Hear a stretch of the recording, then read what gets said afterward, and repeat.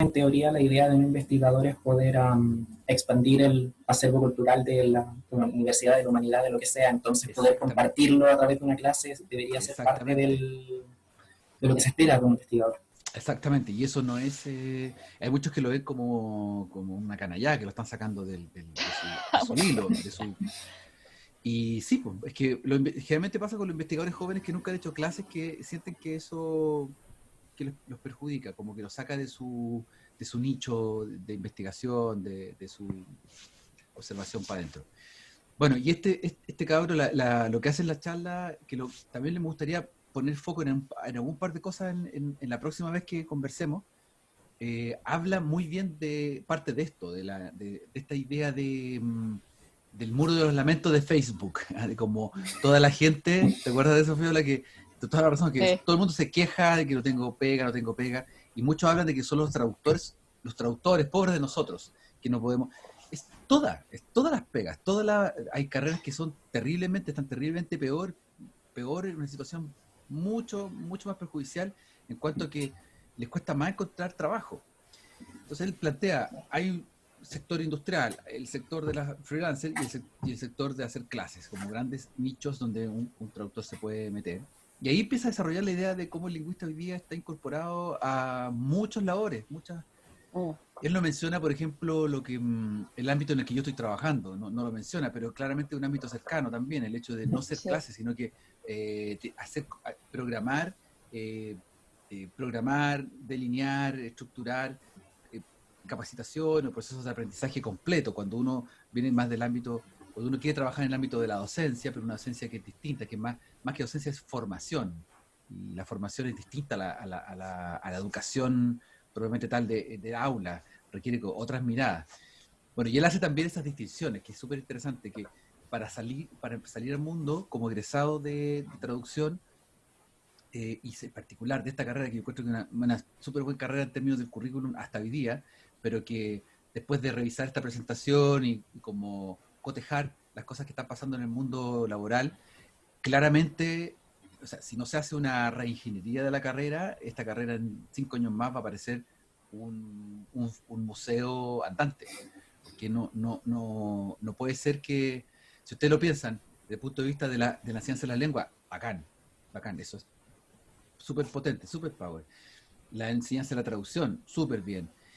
Pero hay que darle espacio a otras instancias, como no solamente prepararse sino además como empezar a integrar la preparación de contenido y la traducción de contenido y la localización en términos de lo que hoy día las empresas están pidiendo, y lo que más que la empresa en particular, como el mundo de las industrias está pidiendo.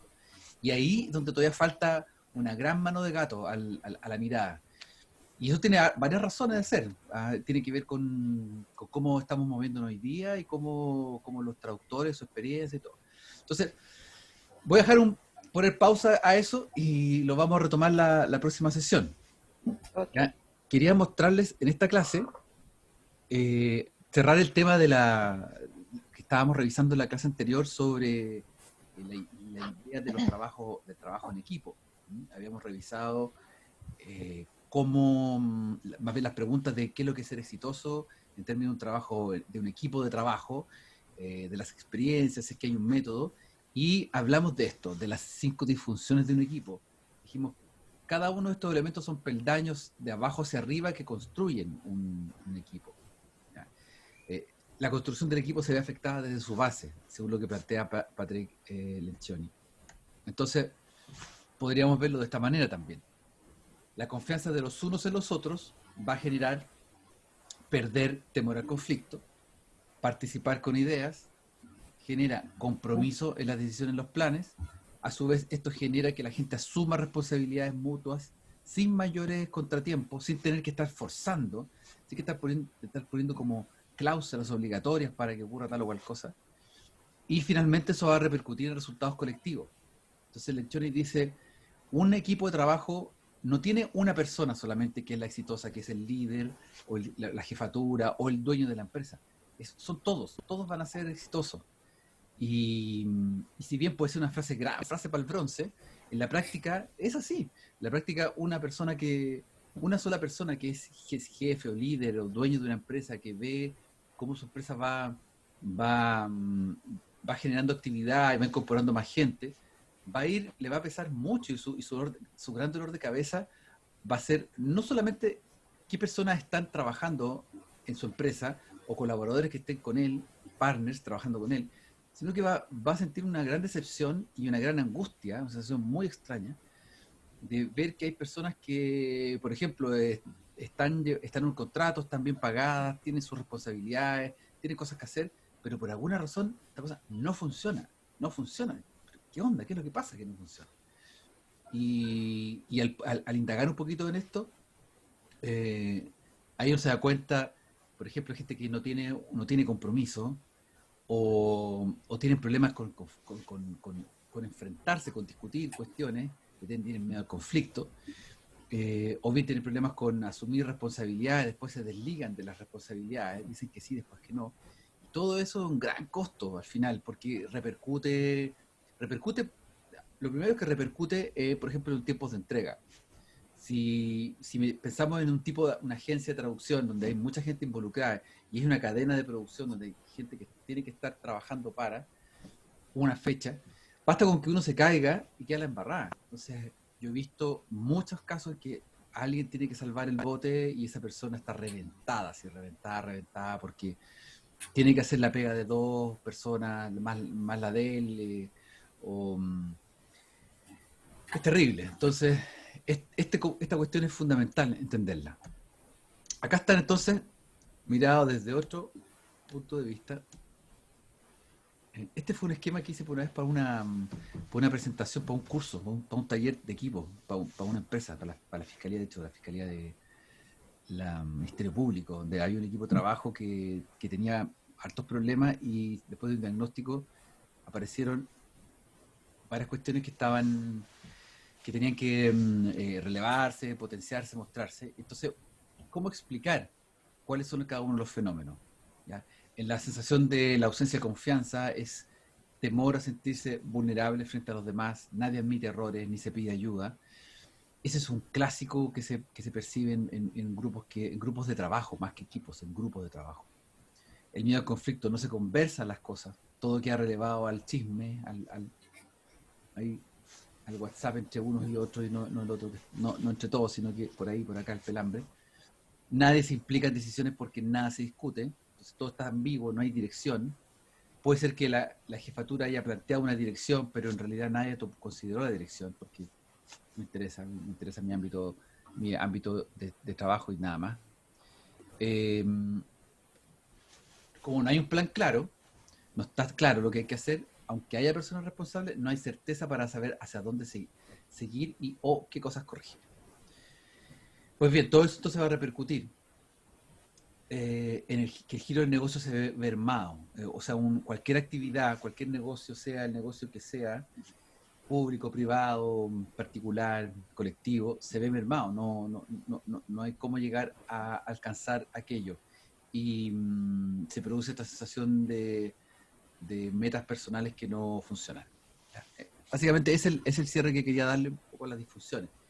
Y por ende, se sugiere, esta lámina me gusta porque es como el camino hacia los logros del equipo. ¿Ah? Como yo sé que esto es todo súper en teoría, ¿eh? Uno tiene que verlo en la cancha después, porque está súper bonito el monito y todo.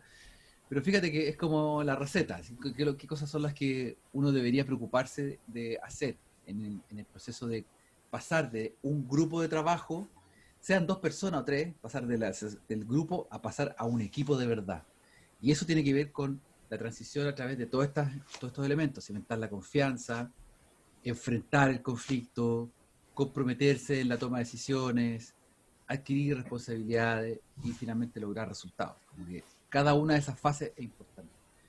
A mí me gusta el modelo porque cada vez que pienso en una falla estructural en el equipo, o sea, digamos, cuando veo una falla, pienso, evalúo, ¿es una falla estructural del equipo? Más bien, esa es la pregunta.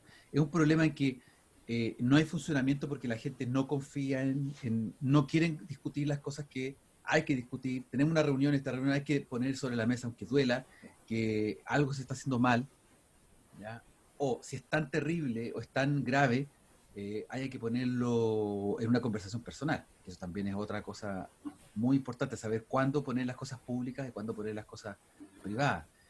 Y no se trata de hacerla escondida, sino que se trata de si hay un estado de gravedad de una persona. Por ejemplo, en el caso que tú comentabas, Fabiola, al trabajar con una cantidad de personas y hay una persona que no cumple, tú tienes que evaluar, decir si vale la pena enfrentar a esta persona delante de todo el mundo o mejor, es mucho más provechoso por el carácter de esta persona, por la personalidad, hacerla a un lado, a un costado o llamarla por teléfono previamente. Más que WhatsApp, llamar por teléfono. La conversación por teléfono es altamente productiva todavía, porque el WhatsApp lo que hace es relegar, el WhatsApp muy bien, el WhatsApp tiene mucho que ver con un delay en los tiempos de cada uno, o sea, ahora nos escriben alguien, nosotros estamos en clase y alguien nos escribe, y si es muy importante, si es de vida o muerte, lo más probable es que nos llamen, pero si no es de vida o muerte, ese mensaje que hay, uno lo responde después, hay una pausa, hay un avanzar. Pero si yo quiero conversar con alguien hoy día, ahora, o sea, es que algo que no puede pasar a mañana, entonces, eh, es teléfono. Y el teléfono puede ser una conversación de 15 minutos, 20 minutos, puede ser hasta 30 minutos en teléfono. Pero esa conversación puede ser mucho más productiva que estar tirando las cosas para adelante eh, y que la persona involucrada en el mal funcionamiento del equipo quede ahí sin hacer caso omiso, sin acusar recibo de las cosas que están ocurriendo. Entonces, eh, es re importante aquello. Por eso yo les quiero plantear formalmente un ejercicio en que ustedes se tomen un par de minutos en pensar una anécdota en donde hayan revisado una disfunción de equipo. Eh, Puede ser cuestiones de universidad, puede ser cuestiones extrauniversitarias, puede ser al interior de la familia, puede ser con un grupo de amigos de toda la vida, cercano, o un grupo con el que trabajas por un proyecto en particular. Pero piensen en alguna anécdota que les haya ocurrido a ustedes como protagonistas o como testigos. eh, Piensen en la manera en que las personas actuaron, si es que ustedes están involucrados o no, piensen en cómo actuaron, qué pasó en esa anécdota, en esa experiencia. Y luego piensen en las consecuencias que tuvieron estos comportamientos en el resultado final. ¿Ya? Vamos a tomarnos un par de minutos para que lo piensen. ¿Ya?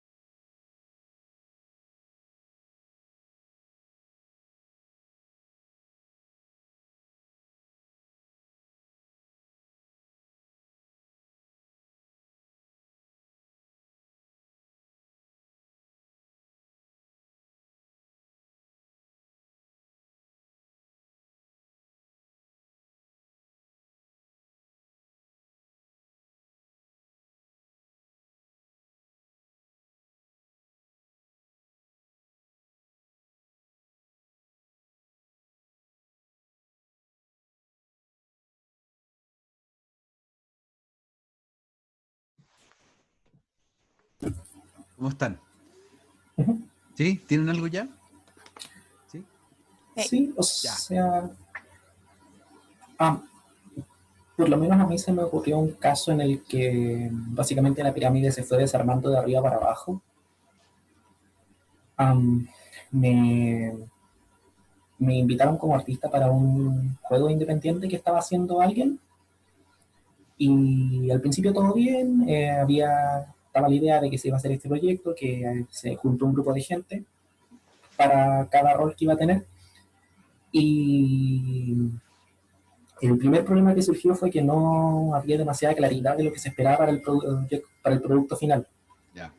Entonces no había foco en los resultados, la gente empezó a no hacer lo que se les pedía porque no sabían a dónde apuntaba todo, que- y la gente pasó de aplazar esto, de dejarlo para después, de dejarlo para después, perdió completamente el compromiso, la gente no quería discutir, se perdió completamente la confianza en el proyecto y la cuestión cayó al piso sin llegar a tener nada de ningún producto. En la clase pasada, cuando vimos la pirámide, pensé en eso mismo, que se me ocurre cómo se puede desarmar de arriba para abajo, más que ver casos en los que el que falte algo abajo así que no pueda pasarlo arriba. Ya.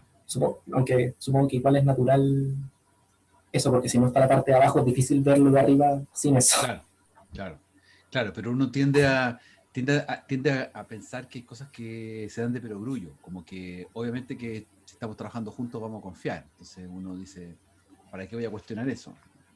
O sea, como que es incuestionable un poco. Ya, y se te dio de esa forma, entonces no había foco en los resultados.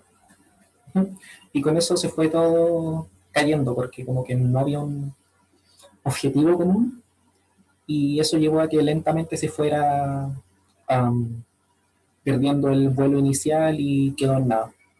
Pero la gente empezó a hacer otras acciones o acciones distintas, acciones que no tenían que ver con un foco o que cada uno se imaginó el foco, cada uno se imaginó el resultado. A eso voy. Un resultado distinto, digo.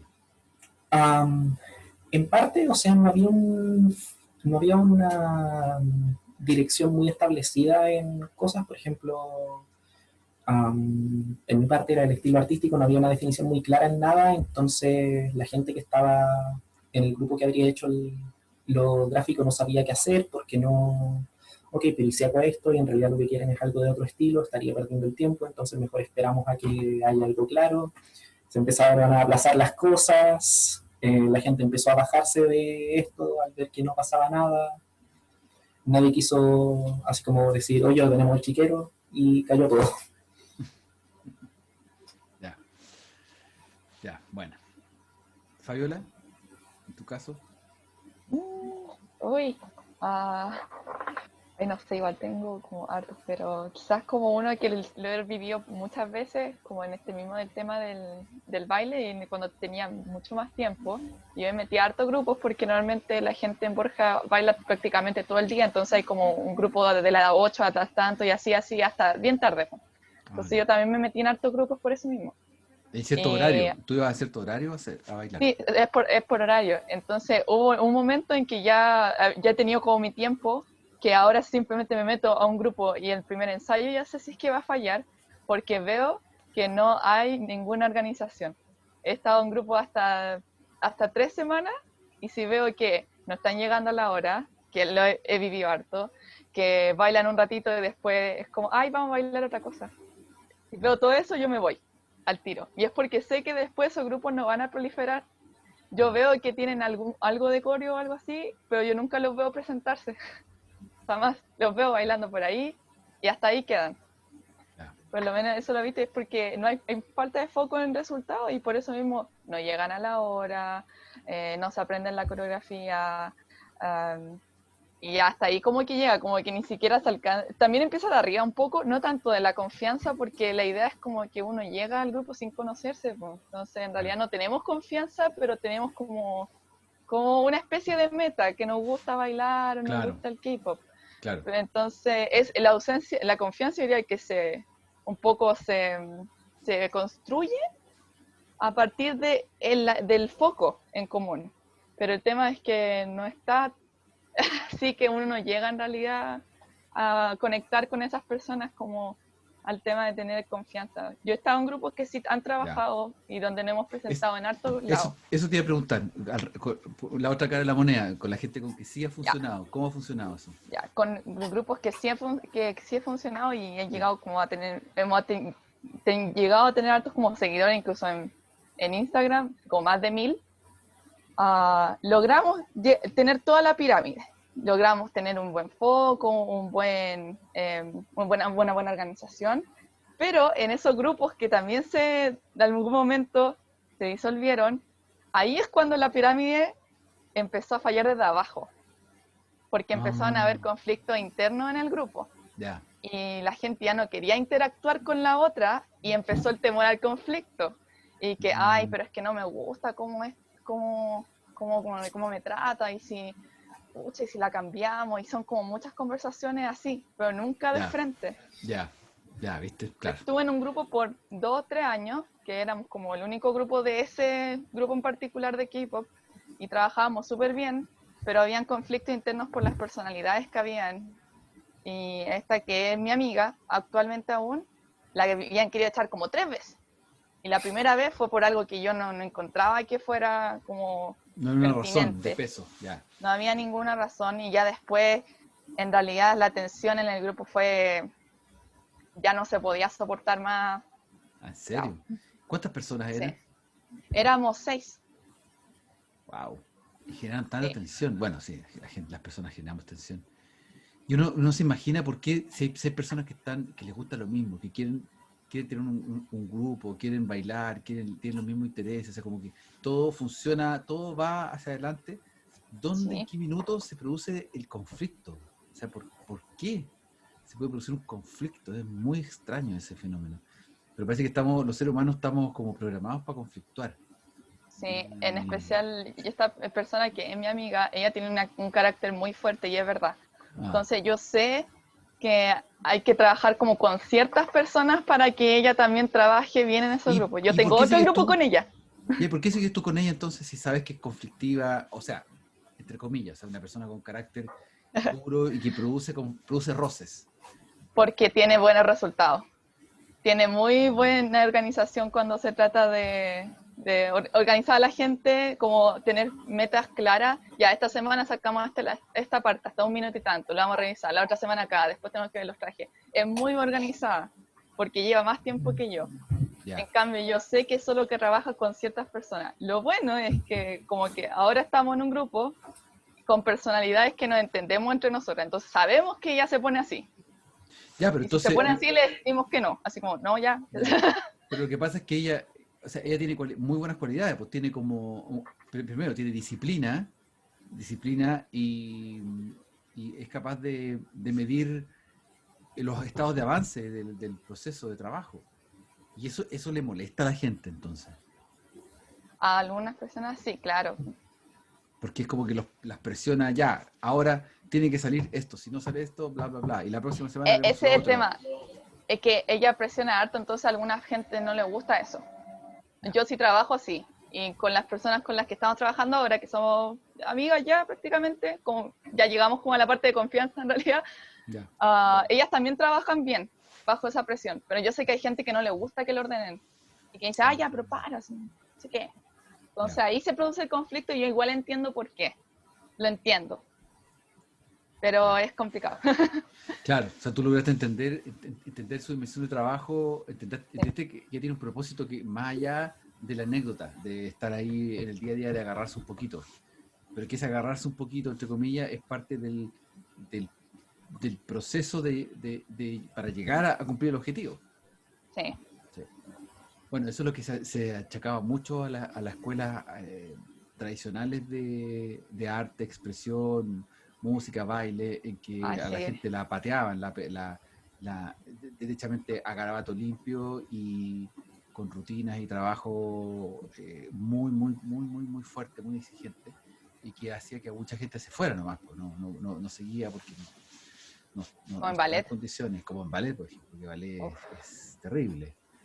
Terrible, ballet es como una cuestión. O sea, la gente que ha pasado por ballet, eh, me acuerdo cuando nació mi hija mayor y alguien me dice, hoy podrías meterla a ballet, y otra amiga me dice, pero no hagas tal de meterla a ballet, la pobre la van a hacer sufrir a los 3 años, va a estar sufriendo, la van a torturar en las clases. Sí. Claro, y así parece que pasa. Pero también, claro, es que ahí es como las escuelas de derecho también, que las escuelas de derecho están todavía en el foco de que si ellos no son verdaderos perros con los alumnos, no existe entonces ese respeto ceremonial por esta gran autoridad que baja del Olimpo a entregarnos la sabiduría y el conocimiento. Eso está terminando de una manera brutal. O sea, las escuelas de derecho hoy día están en una crisis total, porque están casi que esperando que se mueran, casi literal, que se mueran los viejos para que entren los jóvenes. Y esos jóvenes les gusta también el poder, entonces es una cuestión bien dura. Mi ex era estudiante de Derecho y siempre me contaba que literalmente estaban esperando que se murieran los profesores más viejos para que sacaran sus ideas porque no podían, porque estaban apernados ahí, no tenían cómo sacarlas, entonces estaban esperando que se murieran. Sí. Y tengo 2 amigos que estudian Derecho, mi mamá es abogado y dice que es igual en todo este ámbito, Claro. que es viejísima en el área y que no hay cómo sacarla a pesar de que sus ideas sean nefastas y que traten horrible a la gente. Esta cosa de confundir respeto con miedo. Sí. Y es como que es una parcela del ámbito educacional que nadie la puede tocar. Es tremendo, nadie la puede tocar. Entonces cualquier actividad que tenga que ver con eso tiene que ser a la antigua nomás. Hay muy poca, yo no sé cómo los diablos están haciendo la facultad de Derecho ahora con estos señores que son dioses y que no se van a dignar a encender un Zoom o de sentarse en el computador a hablar. O sea, si es que no pidieron asistente, no sé cómo los diablos lo están haciendo. Y si lo están haciendo, esas clases, lo somníferas que deben ser. O sea, debe ser una cuestión espantosa, y además que no cortaron las clases, ellos nunca redujeron los tiempos de clase, sino que eran clases así, capaz que hasta el señor se pegue un tuto entre medio de la clase, porque imagínate. No, es terrible. Según lo que me han dicho, es horrible cómo está Derecho hasta ahora. Sí. Y todas las áreas así hiperacadémicas también. O sea, claro. no hiperacadémicas, pero las áreas estas que están endiosadas acá, o sea, Derecho, Ingeniería, Medicina, todo esto está las horrible tradicionales. ahora. Eso. Bueno, el gran conflicto, no sé si leyeron el petitorio, una de las grandes cuestiones de los petitorios, solo en los SACH, tiene que ver con la ingeniería y esos macabros exámenes de pruebas que sometían en 45 minutos a hacer una cantidad de cosas y que había que entregarla en minutos. O sea, yo estoy de acuerdo en eso, creo que cada uno pone sus reglas, pero no parece que fue tan la presión de mantener como si estuviéramos en una clase sincrónica, real, así como presencial, mantener como esas otras viejas prácticas, como que ya ahora entregan todos y no alcanzan a entregar y quedaban fuera. Y parece que fue horrible. Sí. Bueno, en fin. Yo les puedo complementar eso con respecto a lo que me ha pasado a mí cuando me han invitado a hacer como propuestas de trabajo para hacer cursos online de este tipo de cosas y todo lo que tiene que ver, o talleres, bueno, hasta el año pasado, como talleres para gente que viene del ámbito del derecho, por ejemplo, y siempre es súper tradicional, o sea, no hay cero variación. Cualquier variación que tenga que ver con hacer una actividad, un juego, un taller, o sea, los talleres son como, ¿qué es esa estupidez? ¿Cómo será un taller? Tenemos que hablar solamente de lo que emana desde el limbo, desde el Olimpo. No, es terrible. Bueno, se nos está yendo un poquito la clase, pero ha sido bueno esta conversa, porque es parte de... Acá está el modelo que vamos a desarrollar durante esta y la próxima clase, que es los 7 hábitos de la gente altamente efectiva. Estoy como un vendedor de productos, cada clase un producto nuevo. Ya, pero es que la verdad es que son buenos productos. Yo lo he visto... Miren, yo llegué a esto porque en algún momento, hace 4, yo creo que 5 años atrás, por lo menos 5 años atrás, estaba diseñando un taller que no era un taller de capacitación, sino que me pidió hacer un taller donde la gente pudiera, estaba muy estresada en un equipo de trabajo y querían generar actividades donde pudiesen, primero, que la pedida era relajarse. Yo dije, chuta, yo no soy un spa, pero entre relajarse y poder aprender de las malas prácticas para poder generar nuevas prácticas. O sea, como distender el ambiente. Chuta, eso lo hacen los psicólogos. Entonces trabajé con una psicóloga. La psicóloga hizo una parte un poco más orientada a eso. Y yo trabajé la parte más de empoderar como lingüísticamente, como programar un poco, resetear un poco el speech. Entonces, una de las cosas que me pareció muy interesante fue que me topé con, que a propósito, otro psicólogo me lo recomendó en su momento. Me acuerdo que fui a imprimir el libro así a la antigua, a la fotocopiadora. Por ahí lo tengo todavía. El manual de los 7 hábitos de la gente altamente efectiva de Stephen Covey. Yo se los mencioné en una otra clase. Él es un personaje que ustedes lo googlean, ya murió, el hijo está a cargo de la empresa, la consultora, que es consultora y publicadora, publica sus libros.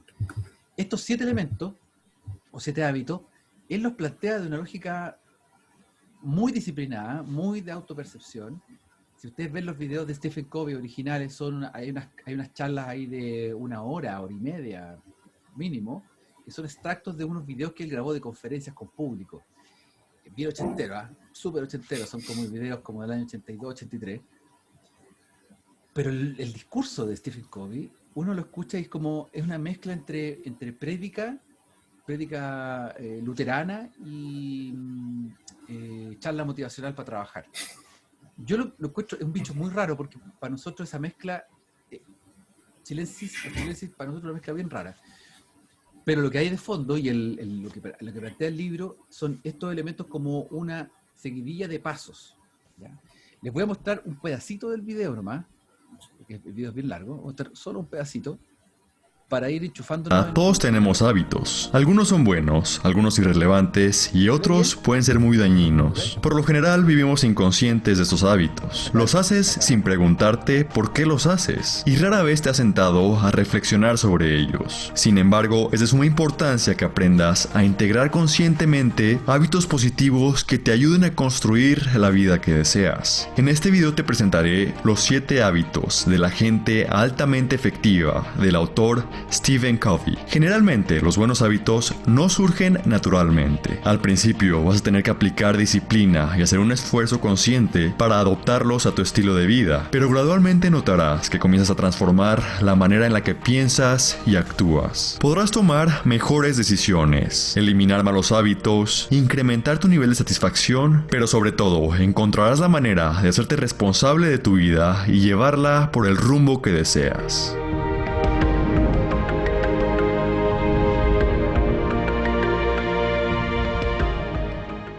Para empezar, el autor nos presenta este diagrama para ejemplificar el sistema de los 7 hábitos. Abajo se encuentra la victoria privada. Aquí encontramos los primeros 3 hábitos de la gente altamente efectiva. Estos hábitos están enfocados en tu desarrollo individual. Es importante que las victorias privadas vengan primero, con la intención de adoptar una estabilidad interna que después te permita hacer cambios externos. Lo ideal para construir tu visión de vida es que primero trabajes profundamente con tus propias ideas y emociones. Ahora sí, comencemos con los 7 hábitos de este libro. El primer hábito de la gente altamente efectiva es: sé proactivo. El primer paso es fundamental. Date cuenta de que existen 2 posturas ante la vida: la gente reactiva y la gente proactiva. Las personas consideradas reactivas actúan en relación a una cuestión externa. Están constantemente esperando y respondiendo a estímulos externos. Esta manera de actuar nunca encuentra satisfacción, porque todo el tiempo se encuentra siendo empujada por el mundo. Por otro lado, existe la gente proactiva. En cuanto tú lo decidas, puedes comenzar a ejercer la completa libertad que tienes sobre tu ser. Puedes actuar con una incentiva propia desde un motor interno que alimente todas tus decisiones. Para ser proactivo, vas a tener que tomar la completa responsabilidad de tu vida y actuar desde una perspectiva donde tú tienes el control. El autor menciona que hay 2 tipos de esferas psicológicas donde puedes habitar: el círculo de influencia o el círculo de preocupación. El círculo de preocupación está lleno de todas las cosas que te importan, pero que no puedes controlar. Por otro lado, el círculo de influencia está formado por lo que es relevante para ti y además tienes el control para modificarlo. Por ejemplo, estás viendo en redes sociales que hay muchos problemas en el mundo. En la gran mayoría de los casos, no hay mucho que puedas hacer al respecto. Hay demasiada información que solo puede crearte una preocupación inútil que afecta tu capacidad de apreciar la vida. La visión proactiva radica en concentrarse la mayor cantidad del tiempo en el círculo de influencia, donde tú tienes la capacidad de influenciar el resultado. Por ejemplo, tu estado financiero depende de ti y de tu crecimiento. Si quieres mejorar este aspecto de tu vida, es tu responsabilidad comenzar a crear una estrategia que te dé los resultados que estás buscando. La mente proactiva se pone a funcionar cuando es alimentada por tu visión y tus objetivos, en lugar de reaccionar a tus problemas y frustraciones.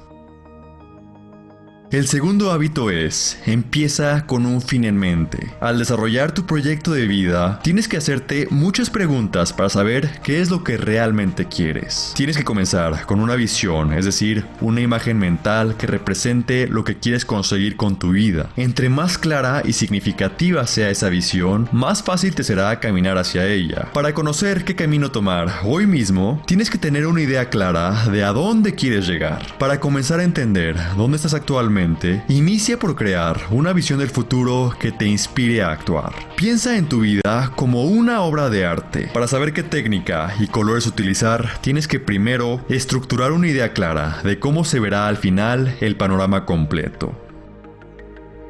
El tercer hábito es, establece primero lo primero. Es en este punto cuando puedes comenzar a desarrollar un plan de acción detallado y luego lo intentas ejecutar de la mejor manera que te sea posible. Aquí es tiempo de comenzar a administrar tu día a día. El primer hábito consiste en elegir tomar la responsabilidad. El segundo hábito se forma al crear una visión ideal de tu futuro. Este tercer hábito consiste en aterrizar esa visión a la realidad y comenzarla a construir. Para ponerte un ejemplo, imagina que quieres construir una casa. El primer hábito te lleva a tomar la decisión de empezar. El segundo hábito se enfoca en desarrollar los planos de esa casa ideal. Una vez que tengas todo bien claro en tu mente, es tiempo de construir. El tercer hábito sería comenzar a formar la cimentación de la casa y colocar los ladrillos para levantar los muros. Tus principios y valores tienen que ser prioridad en esta etapa de tu desarrollo. Por esa razón, es fundamental que empieces a estar consciente de la administración del tiempo que tienes disponible. Este modelo presenta 4 bloques donde se ubican tus actividades en función de la urgencia y la importancia. En el primer cuadrante se encuentran las actividades urgentes que son importantes. Esto está relacionado a tus prioridades más inmediatas. Actividades que tienes que realizar de manera prácticamente obligada. Por ejemplo, las crisis, los pagos o los proyectos con una fecha límite. En el segundo cuadrante se encuentran las actividades que no son urgentes pero que son importantes para tu visión. Aquí está lo relacionado a la lectura, al aprendizaje, a la planeación, a construir relaciones, a buscar nuevas oportunidades. Todo lo que esté relacionado a seguir mejorando. En el tercer cuadrante se encuentran las actividades que son urgentes pero no son importantes. Es decir, las interrupciones que surgen, las reuniones innecesarias y en general todo lo externo que demanda tu atención pero que no es importante para tu proyecto de vida. Y el cuarto cuadrante está formado por las actividades que no son ni urgentes ni importantes. Este cuadrante puede destruir tu vida. Esta es tu zona de escape y contiene todos los hábitos que no sirven para construir la vida que quieres. Las distracciones que realizas cuando estás aburrido es tiempo desperdiciado en relación a la visión que quieres construir. Observando este modelo, tienes que intentar crear un horario que esté alimentado de actividades importantes. Es decir, pasar al menos 50% de tu tiempo en las actividades que tú consideres que se encuentran en el cuadrante 1 y 2 y eliminar la mayor cantidad de actividades en los cuadrantes 3 y 4. Recuerda comenzar despacio y poco a poco ir administrando tu tiempo en función a lo que es más importante para ti.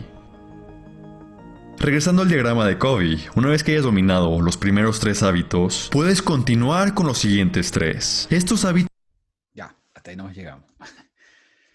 Bien, ¿qué les pareció? Hay harta info, así que la tiran. ¿Qué les parece? Los voy a mostrar aquí así, en este cuadrito. Esto es lo que vimos. Eso, esos 3. ¿Fijan? Lo habían escuchado, a lo mejor con otras palabras, en otro lado. ¿Qué impresión les da con respecto a su quehacer diario primero, como personalmente? ¿Que les llega, no les llega? Me suena que lo había escuchado antes, probablemente con otras palabras, eso sí. Y, o sea, no sé, con el estado de las cosas actualmente supongo que cuesta un poquitito aterrizarlo por cómo cuesta todo ahora. Sí, sí. Pero, Estamos en estado de excepción igual. pero le veo sentido a lo que sugieran.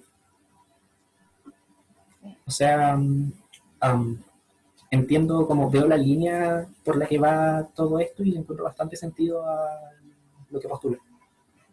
Mm. Sí, yo igual creo que lo había escuchado, pero mucho más resumido, y yo creo que quizás esa gente ni siquiera tenía como conciencia un poco de este cuadro, sino más como si uno desperdicia, si uno ocupa su tiempo haciendo cosas como solo viendo videos, pero ni siquiera viendo videos que son relevantes, entonces estáis desperdiciando el tiempo. Yo me acuerdo que vi un video así como de un chico que hablaba de actividades para hacer en estos tiempos. Y lo dijo de esa forma y ahora como que lo relaciono un poco con eso. Creo que lo que más destaco es el tema de que los hábitos se pueden hacer y también se pueden deshacer. Que a veces uno piensa que ay, lo hago y pucha, como que no lo puedo controlar, pero hay cosas que uno sí puede controlar, pero de a poco. Y si uno quiere empezar a formar un hábito, es eso mismo, uno tiene que empezar nomás. Tiene que tomar la decisión de que voy a hacer esto Sí, y voy a ir cambiando a poquito cómo lo voy abordando. sí. Todo hábito cuesta cambiarlo, porque hábito es algo habitual, o sea, es algo que tiene que producir un cambio y poco a poco se va produciendo el nuevo hábito, el nuevo comportamiento. Sí, yo quiero comentarles que desde el principio cuando se me planteó este curso, esto es algo que siempre tuve en mente, de llegar a un punto tal vez no tan apretado como la circunstancia lo está proponiendo, pero tal vez haber hecho un juego un poco más amplio de trabajo. De hecho, vamos a hacer, empezando la próxima clase, vamos a hacer un juego en particular con esto, que un juego que tome el sentido de este cuadro, porque puede ser un cuadro con triángulos, cuadrados, con cosas vértices invertidos, como aparece ahí en el medio raro, es como uno lo ve, cosa más rara.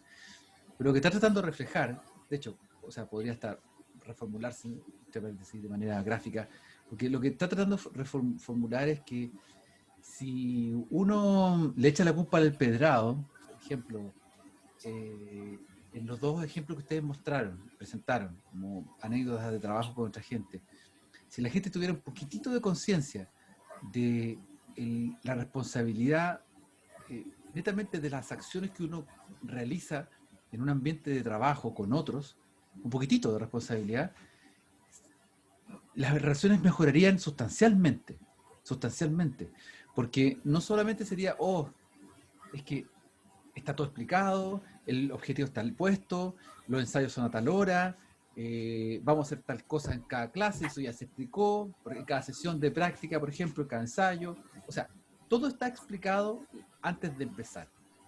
Pero ¿por qué estamos fracasando si esta cuestión ya está explicada y todos estábamos claros en eso? Entonces uno empieza a buscar primero siempre la culpa en el otro, en la otra parte del equipo. Yo diría que lo primero que uno tiene que hacer es buscarse como para estar seguro de entender qué es lo que está pasando en este primer ámbito de desarrollo personal, de lo importante que es, qué tengo que hacer yo para poder vincularme bien con otros equipos, porque pensando desde la premisa que yo hoy día no puedo hacer nada solo, o sea, necesito otras personas para poder generar cualquier proyecto.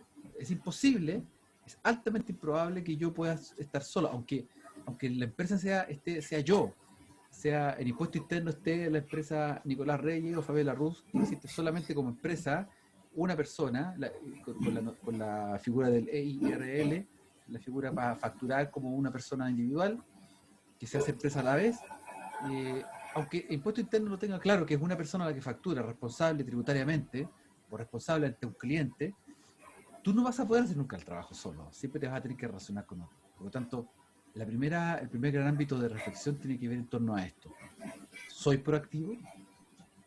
¿Soy capaz de hacer las cosas por mí mismo y avanzar adelante, o soy reactivo y estoy esperando que siempre me llegue el teléfono, siempre me llegue el correo para hacer la cosa, o que alguien me invite a participar en algún proyecto, o que es lo clásico, que es cuando yo salgo de la universidad voy a esperar que me llamen, voy a mandar unos correitos de currículum y voy a esperar sentado que me llamen.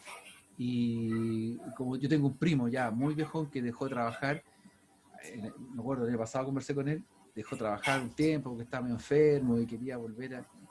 yo le preguntaba, bueno, y estaba hablando gallo viejo, sobre 30 años, y bueno, ¿y cómo has estado? No, que ya mandé, estoy esperando que me lleguen. Estaba feliz porque había vuelto a la casa de los papás, estaba feliz, su pieza, veía, escuchaba música en las noches, se juntaba con su amigo a tomar chela, tenía una polola, o sea, sin hijos, estaba feliz, como que volvió a ser niño un rato y no se movía. Entonces, claro, esa es él no está, él está instalado feliz en esa reactividad, o sea, solamente reaccionar si es que lo llaman. Y nadie te va a ir a llamar, te va a golpear la puerta de la casa para conseguirte trabajo, no, nunca. Solo cuando seas una especie de superhéroe, o sea, tengas una firma, como lo que decía este muchacho de la charla de ayer, que ex alumno, ex compañero de usted, en el papel que está allá en Belo Horizonte, decía, yo ahora ya tengo mi tarifa inamovible, o sea, ya la cerré, mi tarifa de traductor es esta, yo sé que soy caro, pero es que yo soy esto ya. Claro, lograste en un momento, hiciste cosas como para llegar a un punto en que tú ya no vas a trabajar por menos. O sea, hay una cuestión que pasa con el tiempo, yo también, yo ya estoy viejo, entonces si me llaman y me dicen, mira, este trabajo podía hacerlo por tanto, es que yo lo puedo, pero es que no tengo, para eso no tengo tiempo, mi valor ahora es más caro que eso. O sea, realmente, y uno lo piensa así para adentro, dice, en realidad tendría que estar muriéndome de hambre, o sea, sin ninguna posibilidad alguna para tomar este trabajo que me van a pagar 3 chauchas.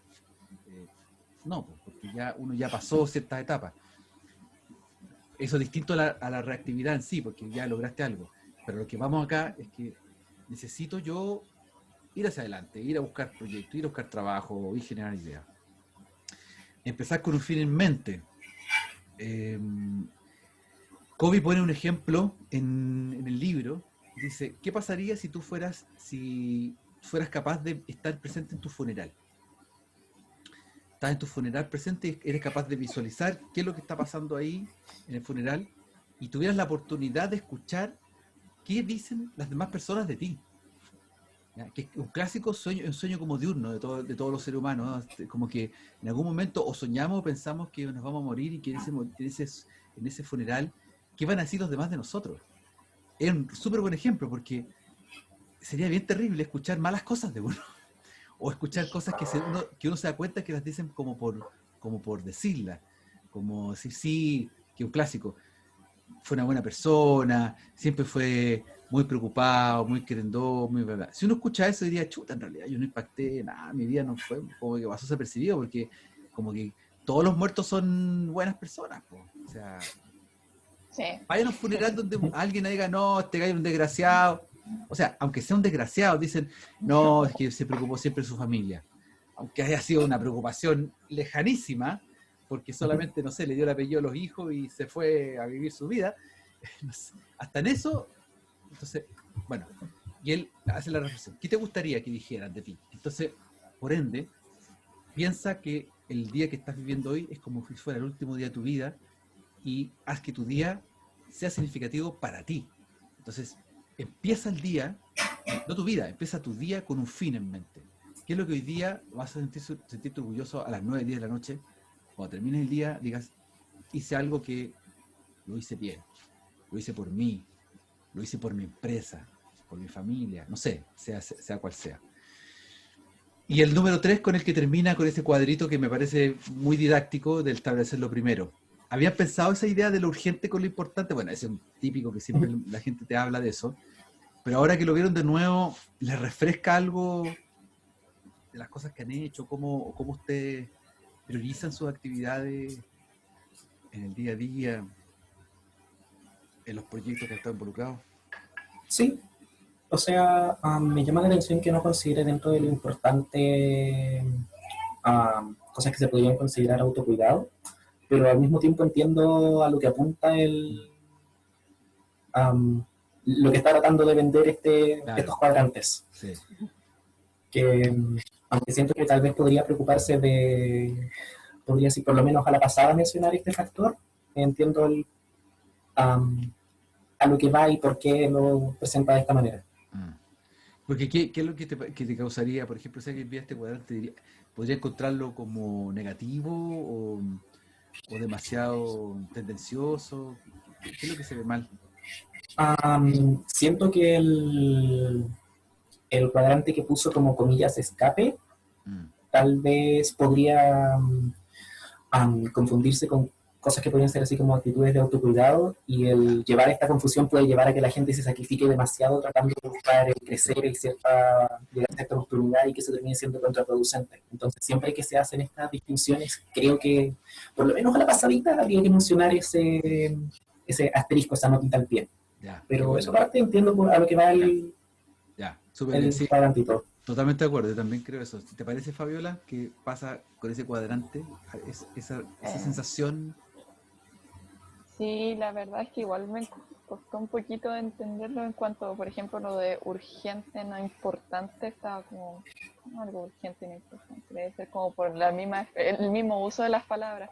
Y claro, cuando vi escape y vi juegos, pensé, ya sí, entiendo que hay gente que lo hace para relajarse, y está bien, pero también pensé, hay gente que por los juegos también tiene una motivación y después convierte su vida en algo que le gusta hacer, o sea, que tiene que ver al principio con un hobby y después se convierte en un trabajo. Claro, Entonces, digo, claro. entiendo porque es como lo que uno siempre piensa, ya, se va a relajar, va a ver una película, pero también siento que puede ser una motivación que puede después llevar a hacer acciones como más importantes, algo de ese estilo. Totalmente, totalmente, sí. Yo estoy totalmente de acuerdo en eso, que eh, primero sobre el cuadrante de lo que no es, lo que es urgente, no importante, ese, ¿cierto? Lo urgente, Sí, no ese. importante, ese. Bueno, ese cuadrante, yo creo que ese cuadrante es el más perjudicial de todos, porque es el más Chuta. difícil de distinguirlo de los otros dos.